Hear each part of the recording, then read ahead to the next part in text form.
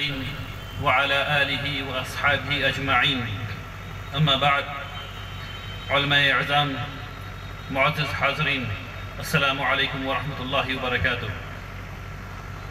اللہ سبحانہ و تعالیٰ کا احسان ہے، اللہ کا شکر ہے کہ اس نے دارالقضا کے افتتاح کے اس مبارک موقع پر ہم سب کو جمع ہونے کی ہدایت عطا فرمائی۔ سبحان اللہ و بحمدہ، سبحان اللہ العظیم۔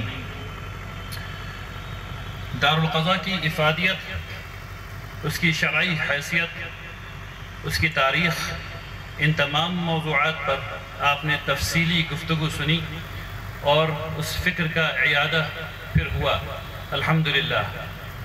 میں مختصراً چند باتیں آپ کے سامنے رکھنا چاہتا ہوں، خاص کر کے دارالقضا کی فکر، اس کی تنفیذ اور دارالقضا کس طرح کام کرتی ہے، وہاں کیسے لوگ کام کرتے ہیں، اور امارت شرعیہ کے عزائم آنے والے وقت میں کیا ہیں۔ ان چند موضوعات پہ میں مختصراً گفتگو کروں گا انشاءاللہ۔ ان سب باتوں سے پہلے میں یہ کہنا چاہتا ہوں کہ امارت شرعیہ اپنی فکر کے اعتبار سے کن کا ادارہ ہے؟ امارت شرعیہ ہر اس شخص کا ادارہ ہے جس نے کہا ہے لا الہ الا اللہ محمد الرسول اللہ۔ اس کا مطلب یہ ہے کہ چاہے وہ شیعہ ہو یا سنی، چاہے وہ دیوبندی مسلک کا ہو یا بریلوی مسلک کا ہو، چاہے وہ اہل حدیث ہو، سلفی ہو، یا وہ تبلیغی جماعت سے تعلق رکھتے ہوں، یا وہ جماعت اسلامی سے تعلق رکھتے ہوں، یا کسی جماعت سے تعلق نہ رکھتے ہوں، اگر وہ کہہ رہے ہیں لا الہ الا اللہ محمد الرسول اللہ تو ان کا اس ادارے پر حق ہے۔ دوسری بات، وہ لوگ جو اس فکر سے ہم آہنگ ہیں ان کا بھی اس ادارے پر حق ہے، وہ بھی اس ادارے کے ہیں۔ تیسرے، وہ لوگ ہیں جو اس ادارے سے مدد لینا چاہتے ہیں، وہ بھی اس کا حصہ ہیں۔ اور چوتھے، وہ لوگ جو جانتے ہیں کہ وہ اس ادارے کا حصہ نہیں ہیں اور نہیں بننا چاہتے ہیں، وہ بھی اس ادارے کا حصہ ہیں انشاءاللہ۔ یہ امارت شرعیہ کی فکر ہے۔ اب بات آتی ہے دارالقضا کے قیام کی۔ دارالقضا کس حیثیت میں کام کر رہا ہے؟ ابھی جناب نائب امیر شریعت صاحب نے آپ کے سامنے یہ فرمایا کہ یہ کوئی متوازی نظام نہیں ہے۔ میں اس کی تھوڑی وضاحت اور کرنا چاہتا ہوں تاکہ ہم لوگوں کا دل بالکل صاف ہو جائے۔ دیکھیے، جب ملک کو یہ لگنے لگا کہ اب آزادی ملنے والی ہے اور دوسری جنگ عظیم میں برطانیہ کی حالت خراب ہونے لگی، تو یہاں لوگوں نے سوچنا شروع کیا کہ آنے والا ملک کیسا ہوگا جب کوئی حاکم نہیں ہوگا اور ہم خود اپنے قوانین بنا سکیں گے۔ اور اس سے پہلے جیسا کہ مولانا نے فرمایا کہ شریعت اپلیکیشن ایکٹ آ چکا تھا، تو جب یہ ملک بنا تو اس کے اندر دو چیزیں قائم کی گئیں۔ ایک ہے فریڈم آف ریلیجن، یعنی ہر ایک شخص کو، ہر ایک گروہ کو یہ آزادی ہے کہ وہ اپنے لیے مذہب کو اختیار کر سکے، وہ اپنے دین کو اختیار کر سکے، وہ اپنے نظام حیات کو اختیار کر سکے، اور نہ صرف اختیار کر سکے بلکہ اس کے بارے میں دوسروں کو بتائے اور دوسروں کو سمجھائے اور اپنے دین کو پروپیگیٹ کرے۔ یہ قانونی اجازت ہے۔ امارت شرع، دارالقضا اور تمام ادارے اس فریڈم آف ریلیجن کے تحت کام کرتے ہیں۔ ٹھیک اسی طریقے سے ایک کانسٹیٹیوشن میں کانٹریکٹ لا ایک چیز ہے، معاہدات کے قوانین، اس میں ایک چیز ہے آربیٹریشن ایکٹ۔ جتنے بھی ہم لوگ معاہدات پہ کام کرتے ہیں، جو دارالقضا معاہدات پہ کام کرتی ہے، کانٹریکٹ پہ کام کرتی ہے، وہ اس آربیٹریشن ایکٹ کے تحت کام کرتی ہے۔ اس نوعیت سے دارالقضا فرینڈ آف کورٹ کی حیثیت سے کام کرتی ہے۔ یہ پیرالل سسٹم بالکل بھی نہیں ہے، یہ فرینڈ آف کورٹ کے حساب سے کام کرتی ہے۔ تو یہ بات ہم لوگوں کو ذہن میں رکھنی چاہیے کہ دارالقضا ہندوستان کے موجودہ آئین کے تحت کام کرتی ہے، لیکن اس آئین کے ہونے کے باوجود جب فریڈم آف ریلیجن ہے تو ہندوستان میں ہم لوگوں کے پاس جو مذہبی اختیارات ہیں اور جو مذہبی ضروریات ہیں اس کے تحت دارالقضاء کام کرتی ہے۔ مسلمانوں کے لیے یہ ضروری ہے کہ کم از کم وہ اپنے فیصلے ایسے لوگوں سے کروائیں، یعنی کہ جھگڑا ہو گیا ہے دو لوگوں میں، ماموں بھانجے میں جھگڑا ہو گیا ہے اور اس جھگڑے کو سولو کرنا ہے، وہ کہاں جائیں گے؟ وہ دارالقضاء آئیں گے۔ اگر دو لوگوں نے کچھ کانٹریکٹ کیا ہے، اس کو بیچنا ہے، اس کو خریدنا ہے، اس میں شریعت کا نقطہ نظر بھی ہے۔ آپ کو پتہ ہے کہ انٹرسٹ حرام ہے، سود حرام ہے، لیکن اگر آپ نارمل کانٹریکٹ کریں گے تو اس میں سود حلال ہے۔ تو آپ کہاں جائیں گے؟ کس سے رائے لیں گے؟ آپ دارالقضاء آئیں گے، دارالقضاء میں رائے لیں گے۔ آپ قاضی صاحب سے پوچھیں گے کہ ایک کانٹریکٹ کیسے لکھا جائے تاکہ یہ شریعت کے مطابق حلال ہو، کیونکہ مسلمان حرام نہیں کر سکتا ہے نا، مسلمان حرام نہیں کر سکتا، اس لیے حلال کیسے ہو وہ دارالقضاء میں پتہ چلے گا۔ ٹھیک اسی طریقے سے مشہور ہے طلاق کے معاملے، نکاح کے معاملے، یہ سب تو دارالقضاء کرتی ہی ہے الحمدللہ رب العالمین۔ لیکن ان تمام کاموں میں ہم لوگوں کو یہ ضرورت ہے کہ ہم لوگ حلال سے قریب آئیں، اپنے معاملات میں حلال سے قریب آئیں، اس کے لیے دارالقضاء ہے۔ تو یہ بات الحمدللہ رب العالمین میرا خیال ہے صاف ہو گئی۔ اب اس کو سمجھیے کہ دارالقضاء کس طرح کام کرتی ہے، دارالقضاء میں کون سے لوگ کام کرتے ہیں۔ دیکھیے دارالقضاء میں جو لوگ قاضی بن کر کے آتے ہیں انہوں نے بہت طویل تعلیم حاصل کی ہوئی ہوتی ہے۔ پہلے تو وہ عالم یا فاضل ہوتے ہیں اچھے اداروں سے، اس کے بعد وہ 2 سال کا افتاء کا کورس کرتے ہیں جس میں وہ اسلامی شریعت کے، آپ کی زبان میں اور ہماری زبان میں کہوں تو وکیل بنائے جاتے ہیں۔ انہیں اس قانون کے بارے میں، جو مفتی ہے وہ اصلاً وکیل ہے، عام زبان میں اصلاً وکیل ہے، اس کو یہ پتہ ہے کہ قانون کیسے پڑھتے ہیں، قانون کی تعبیر انٹرپریٹ کیسے کرتے ہیں اور ایک اوپینین کیسے فارم کرتے ہیں۔ اور پھر اس کے بعد 6 مہینے کا کورس اور کرایا جاتا ہے جس سے ان کو یہ تربیت دی جاتی ہے کہ قاضی کی حیثیت سے کیسے کام کرنا ہے، لوگوں سے بات چیت کیسے کرنی ہے۔ 2 لوگ بیٹھے ہوئے ہیں آ کر کے اور دونوں ایگریویٹڈ ہیں، دونوں لڑائی پر آمادہ ہیں، تو ان سے بات چیت کیسے کرنی ہے، ان کو سمجھانا کیسے ہے، ان کو سکون میں کیسے لانا ہے، یہ سب ٹریننگ ان کو دی جاتی ہے۔ اس کے بعد امتحانات کے بعد وہ قاضی بنتے ہیں۔ تو اتنی تعلیم حاصل کرنے کے بعد ایک شخص قاضی بنتا ہے۔ تو ہمارے قاضی حضرات ماشاءاللہ ان پر ہم لوگوں کا پورا اعتماد ہے کہ وہ اچھا کام کرتے ہیں، لیکن جو فیصلے ہو رہے ہیں، جو صلح ہو رہی ہے، جو باتیں ہو رہی ہیں، یہ کیسے پتہ چلے گا کہ وہ ٹھیک بھی ہو رہی ہیں؟ یعنی اس کا کوالٹیٹیو انالیسس کیا ہوگا اور کوانٹیٹیو انالیسس کیا ہوگا؟ یعنی کیسے پتہ چلے گا کہ جو فیصلہ ہوا وہ صحیح ہوا اور جو فیصلہ ہوا وہ تیزی سے بھی ہوا؟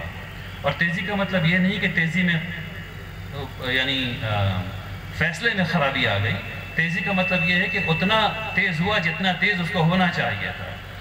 تو الحمدللہ مجھے بتاتے ہوئے فخر محسوس ہوتا ہے کہ تقریباً ہر ایک فیصلہ جو ہوتا ہے وہ قاضی شریعت صاحب کی ڈیسک سے ہو کر کے گزرتا ہے، اور اس کے بعد ایک پوری کمیٹی ہے جو فیصلوں کو دیکھتی ہے، سمجھتی ہے اور یہ دیکھتی ہے کہ جو فیصلے ہو رہے ہیں وہ صحیح ہو رہے ہیں کہ نہیں ہو رہے ہیں، اس میں جتنی چیزوں کی ضرورت ہے وہ ہو رہی ہے یا نہیں ہو رہی ہے۔ یہ ہے کوالٹیٹیو انالیسس کہ جو صحیح کام ہو رہا ہے یا نہیں ہو رہا ہے۔ اب اس کے بعد کوانٹیٹیو انالیسس ہے۔ نارملی ایسے حالات میں جب 2 لوگ لڑ رہے ہوں تو فیصلے تک پہنچنے میں، مسئلے کو حل کرنے میں بہت وقت لگتا ہے۔ مجھے بتاتے ہوئے بے پناہ خوشی ہو رہی ہے کہ دارالقضاء میں 70% مسئلہ 1 مہینے کے اندر سالو ہو جاتا ہے اور 95% مسئلہ 2 مہینے کے اندر سالو ہو جاتا ہے۔ یہ ایک عظیم کامیابی ہے کسی بھی ایسے آربیٹریشن سینٹر کے لیے، کسی بھی دارالقضاء کے قسم کے نظام کے لیے۔ آپ پوری دنیا میں آپ اٹھا کر کے دیکھ لیجئے، اتنے جلدی فیصلے جو دونوں فریق کو قبول ہو بے پناہ مشکل ہے۔ میں یقین کے ساتھ کہہ سکتا ہوں کہ نہیں ملے گا، ہو سکتا ہے کہ اس میں غلط ثابت ہو جاؤں، لیکن ملے گا بھی تو اکا دکا ہوگا، لیکن عام طور پہ نہیں ملنے والا۔ تو یہ تو कैसे हम लोग कर रहे हैं और क्या कर रहे हैं। अब चंद उसूल के हम लोग इस चीज़ को कैसे करते हैं। जब दो लोग दारुल क़ज़ा में आते हैं तो क्या प्रोसेस होता है, इसकी थोड़ी सी झलक मैं आपको दे देता हूँ। सबसे पहली बात यह है कि इस्लाम का सबसे पसंदीदा चीज़ इसमें है कि सुलह हो जाए। अभी काजी साहब ने फरमाया कि अगर सुलह हो जाए, अगर दो फरीक बैठ कर के सुलह कर लें तो उन्हें 70 साल की नवाफिल का सवाब मिलता है। तो सुलह कराना सबसे पहला हदफ होता है, सबसे पहला गोल होता है, सुलह हो जाए। अच्छा, ज़िमनी तौर पर, हालांकि वक्त ज़्यादा हो रहा है, मैं ये बताता चलूँ कि सुलह में मोटा मोटी 4 किस्म की सुलह होती है पूरी दुनिया में। एक वो चीज़ होती है जहाँ हम लोग ये कोशिश करते हैं कि तुम भी हार जाओ और मैं भी हार जाऊँगा, मैं तुम्हारा फ़ायदा नहीं होने देख सकता और तुम मेरा फ़ायदा होते हुए नहीं देख सकते, जो अक्सर तलाक़ के केसेस में होता है। दोनों न बीवी चाहते हैं कि शौहर का फ़ायदा हो, न शौहर चाहता है कि बीवी का फ़ायदा हो, और ऐसे में दोनों ही हार जाते हैं, दोनों ही हार जाते हैं। अक्सर जो कोर्ट में केसेस होते हैं उसमें सबसे पहले तो घर बिकता है और घर बिकने के बाद उससे जो पैसा है वो वकील को जाता है। घर बिकता है और पैसा वकील को जाता है। अगर दोनों ने ये फैसला कर लिया होता कि हम लोग आसानी से आपस में मिल बांट लेंगे तो वो जो 50,000 रुपये या 2 लाख रुपये या 5 लाख रुपये वकील को गए, वो वकील को नहीं जाते, वो दोनों के पास रहते। तो ये तो पहली चीज़ होती है सुलह में कि तुम भी हार जाओ मैं भी हार जाता हूँ। दूसरी चीज़ होती है कि मैं मजलूम हूँ, मैं तुम्हें जीतने दूंगा, और इसमें भी कोई फ़ायदा नहीं है। इस्लाम चाहता है कि आप भी हक़ लें और मेरा भी हक़ महफूज रहे, आप भी हक़ लें और मेरा भी हक़ महफूज रहे। इस्लाम में हक़ बहुत अहम चीज़ है, वो देना भी पड़ती है और लेना भी पड़ती है, दोनों ही काम होता है। तो ये मजलूमियत नहीं चलती। तीसरी चीज़ जो होती है, जो अच्छी चीज़ है, वो ये कि ऐसी चीज़ को देखें जिसमें आपका भी नफ़ा हो जाए और मेरा भी नफ़ा हो जाए, जिसे हम अंग्रेज़ी में कहते हैं विन विन सोल्यूशन, आपका भी फ़ायदा हो और मेरा भी फ़ायदा हो। तो इन सब मराहिल से हो करके सुलह कराने की कोशिश की जाती है, और उसके बाद भी बात समझ में नहीं आती है तो फिर उसको ये बताया जाता है कि अल्लाह तबारक तआला के यहाँ अदल क्या चीज़ है, कैसे फ़ैसले होते हैं, किन प्रिंसिपल्स पर फ़ैसले होंगे, कैसे काम होगा। इन सब चीज़ों को बताने के बाद दोनों लोगों की बातों को मुकम्मल तौर पर सुनने के बाद, यहाँ तक कि दोनों मुतमईन हो जाएं, अलग अलग बिठा करके, साथ बिठा करके, ये तमाम मराहिल से गुजार करके फिर एक ऐसा फ़ैसला किया जाता है, एक ऐसा हल निकाला जाता है जो दोनों को कबूल हो। और ये तमाम काम 70% मसलों में 1 महीने के अंदर हो जाता है, और 95% मसलों में 2 महीने के अंदर हो जाता है। अल्हम्दुलिल्लाह रब्बिल आलमीन। देखिए, ये सारी बातें अल्हम्दुलिल्लाह अच्छी हैं, लेकिन आप सब लोगों ने अभी कई दफ़ा सुना और मैं उसको रिपीट करना चाहता हूँ। जो सबसे अहम बात है वो ये कि अगर आप ईमान के साथ, इखलास के साथ अपनी ज़िंदगी गुजारना चाहते हैं तो ये यानी ऐसा नहीं होता कि ईमान और इखलास के साथ ज़िंदगी गुजारने वालों में तनाज़ा नहीं होता, उनके अंदर ख़राबी पैदा नहीं होती, उनका झगड़ा नहीं होता है, लेकिन उनका हल आसान होता है। क्यों? क्योंकि वो लोग अल्लाह की रज़ा के लिए हल निकालने की कोशिश करते हैं। मेरी आप तमाम लोगों से गुजारिश है कि जब भी किसी झगड़े में पड़ें, इंशाअल्लाह उसको इखलास के साथ रिज़ॉल्व करने की कोशिश करें और दारुल क़ज़ा के पैगाम को आम करें। लोगों को ये पता नहीं है कि दारुल क़ज़ा सिर्फ निकाह और तलाक़ का मस्कन नहीं है। इसके अलावा जितने कॉन्ट्रैक्ट पे आप काम करते हैं वो तमाम चीज़ें दारुल क़ज़ा में होती हैं। ये ज़रूरी है कि आपको ये पता हो, और ये ज़रूरी है कि आप इस निस्बत से यहाँ आएँ इंशाअल्लाह। और आप तो यहाँ आए हैं, इसका मतलब ये है कि आपको पता है। जो नहीं आए हैं, इसका मतलब ये है कि उनको नहीं पता है।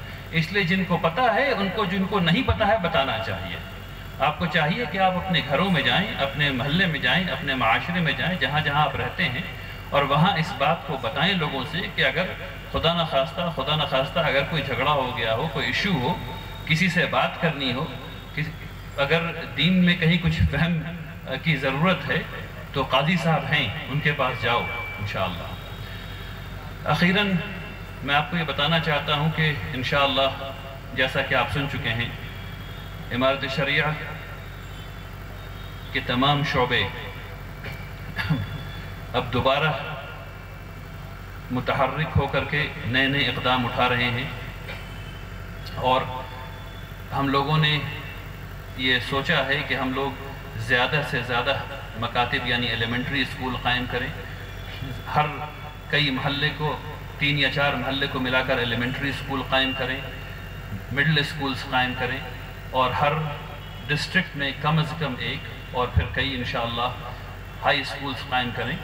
لیکن یہ تمام چیزیں ایسی پڑھائی جائیں جہاں اسلام پیچھے نہ چھوٹ جائے، جہاں آپ قرآن بھی پڑھا رہے ہوں، جہاں آپ عربی بھی پڑھا رہے ہوں. یاد رکھیے CBSE میں ایک آپشنل سبجیکٹ عربی ہے اور اس کا استعمال کیا جا سکتا ہے، ٹھیک ہے نا؟ تو اس کا استعمال کیا جائے گا انشاءاللہ. اور اس کے ساتھ ساتھ اسلامک اسٹڈیز ہے.